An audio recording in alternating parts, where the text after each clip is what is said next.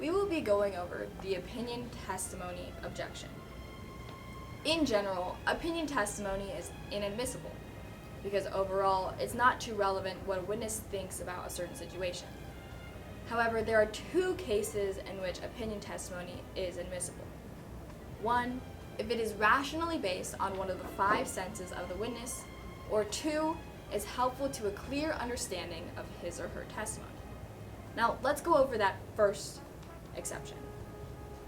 If the witness hears, sees, feels, tastes, or smells something, because it is rationally based on one of their five senses, they are allowed to testify about it. For example, if they're allowed to testify about the appearance of a person because they could observe it with their eyes. Now, the second exception is a bit more tricky. It must be helpful to a clear understanding of his or her testimony. This exception is subjective and honestly depends on how well you can argue it in front of a judge, and is completely up for interpretation and the discretion of the judge. Now, how would you object to opinion testimony? If you hear the witness say these key phrases, I believe, in my opinion, or I think, you need to pay extra attention to what they're about to say next, because it might be an admissible opinion testimony. Now, if what they say next is not rationally based on one of their five senses, you should stand up and say, "Objection, Your Honor, this is inadmissible opinion testimony."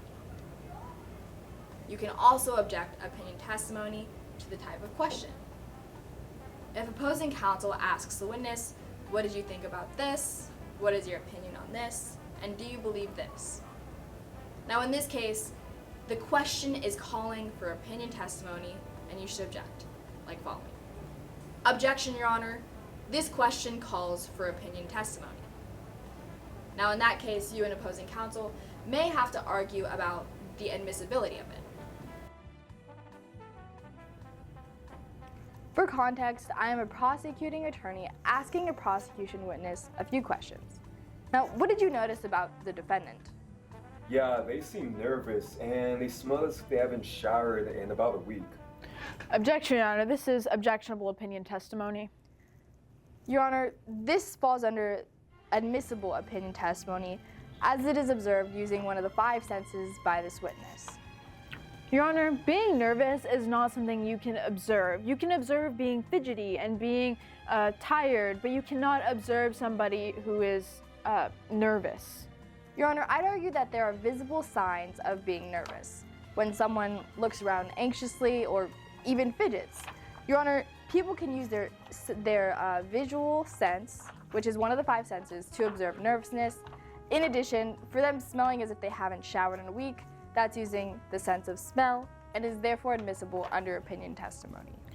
Your Honor, I would like to specifically object then to the statement of seeming nervous, as appearing nervous is not something that you can observe with your five senses. It is something that is identified through seeing with your five senses, and that is not what this witness has done. They have not observed something with their five senses. They have made an assumption. Your Honor, as opposing counsel just stated, you can literally visually observe the symptoms of being nervous through your eyes, which is one of your five senses.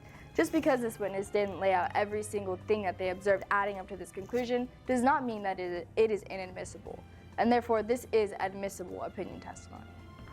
Your Honor, this is inadmissible opinion testimony for the same reason as I had just previously stated, which opposing counsel has also stated, that this witness did not directly observe them being nervous, but rather attached it to something else that they had observed, but didn't appear to have said observed.